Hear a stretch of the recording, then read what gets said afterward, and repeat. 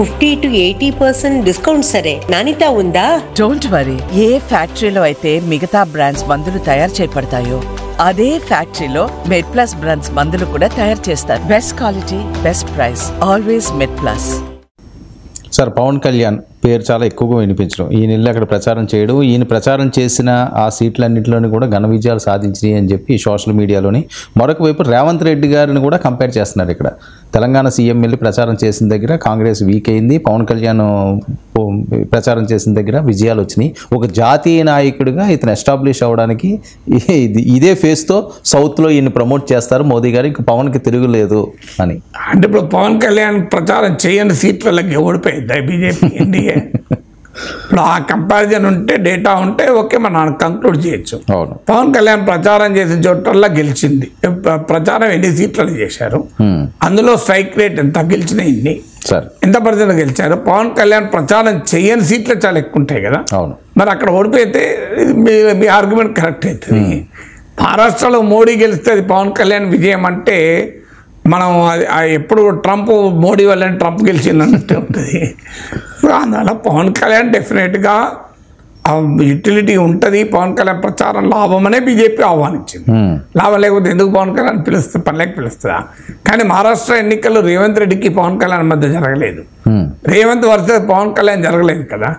Revanth versus Pawan Kalyan జరిగినాయి Telangana assembly election 2023లో. మరి ఇక్కడ అసెంబ్లీ ఎన్నికలు జనసేన ప్రభావం చూపెట్టలేదు కదా. అందువల్ల రేవంత్ రెడ్డి కాంగ్రెస్ పార్టీ మహావికాస్ అఘాది ప్రచారంగా ఆయన వెళ్ళాడు, బీజేపీ మహాయుతి ప్రచారానికి పవన్ కళ్యాణ్ వెళ్ళాడు. వాళ్ళిద్దరి మధ్య కంపారిజనే సంబంధం లేదు, పోటీ వాళ్ళిద్దరికి సంబంధం లేదు.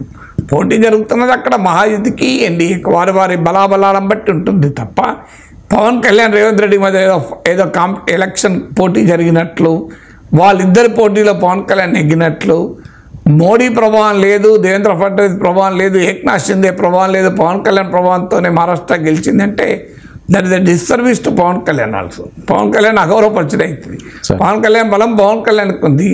ఇంకా ఓవర్గా ఎగ్జాగరేట్ చేస్తే కామెంటేటర్ వల్ల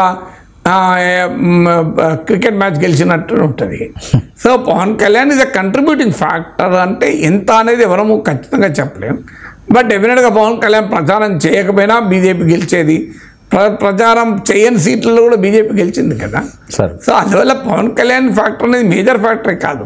ఇప్పుడు ఓడిపోయి ఉంటే పవన్ కళ్యాణ్ వల్ల ఓడిపోయిందని చెప్తామా? ఓడిపోయినా పవన్ కళ్యాణ్ పేరు బ్లేమ్ చేయలేము. అనేక శక్తులు ఎన్నికల ప్రచారంలో పాల్గొన్నారు, అందులో పవన్ కళ్యాణ్ ఒకరు. డెఫినెట్గా పవన్ కళ్యాణ్ ఉన్న ఇమేజ్ ఇది ఎన్డీఏకి అసెట్, దాంట్లో డిస్ప్యూట్ లేదు.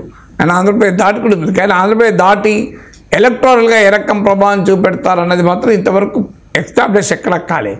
ఏదన్నా తెలుగు వాళ్ళు ఉన్న చోటనే కదా పవన్ కళ్యాణ్ ప్రభావం, తెలుగు వాళ్ళు లేని చోట పవన్ కళ్యాణ్ ప్రభావం అయితే చూపెట్టలేడు కదా. సో అందువల్ల అండర్మైన్ చేయడం కాదు పవన్ కళ్యాణ్, కానీ ఓవర్ ఎగ్జాగరేట్ చేసి క్లెయిమ్ చేసుకుంటే అది రాంగ్ మీనింగ్ కూడా వస్తుంది. ఓకే, అంటే సౌత్లో ఈ ఫేస్ తోటి బీజేపీ ఫ్యూచర్లో వెళ్ళే అవకాశం ఉంటుందంటారా? ఫస్ట్ పవన్ కళ్యాణ్ బీజేపీ నాయకుడు కాదు, జనసేన ఆంధ్రప్రదేశ్ తెలంగాణ దాటెక్కడ లేదు, తెలంగాణలోనే ప్రభావం చూపలేదు. సో అందువల్ల మీకు సౌత్లో బీజేపీకి బలమైన కర్ణాటక లాంటి స్టేట్ ఉంది, తెలంగాణ లాంటి స్టేట్ ఉంది. సో తెలంగాణలో ఉన్న లీడర్షిప్ ఉంది. తమిళనాడులో కూడా పార్టీకి ఈ మధ్య 11% ఓటింగ్ దాకా వచ్చింది. అందువల్ల మనము పవన్ కళ్యాణ్తోనే బీజేపీ ఎన్డీఏకి సౌత్ ఇండియా ఫేస్గా పవన్ కళ్యాణ్ ఉంటాడు, దానికి ప్రాతిపదిక లేదు కదా. సో పవన్ కళ్యాణ్ కూడా one of the factor leaders of NDA, అనుమానం లేదు. సో అందువల్ల జనసేన వేరు పార్టీలు, రెండు వేరు నాయకుల నాయకత్వంలో ఉన్న పార్టీ కదా.